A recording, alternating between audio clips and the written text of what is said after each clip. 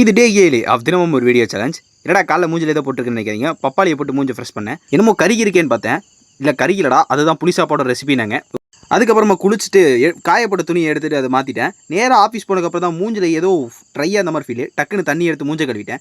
இன்றைக்கி நமக்கு பெரிய டாஸ்க் கொடுத்துட்டாங்க ஆஃபீஸில். எதுவும் இல்லை, இந்த டீயை கீழே ஊற்றாமல் குடிக்கிறது தான்.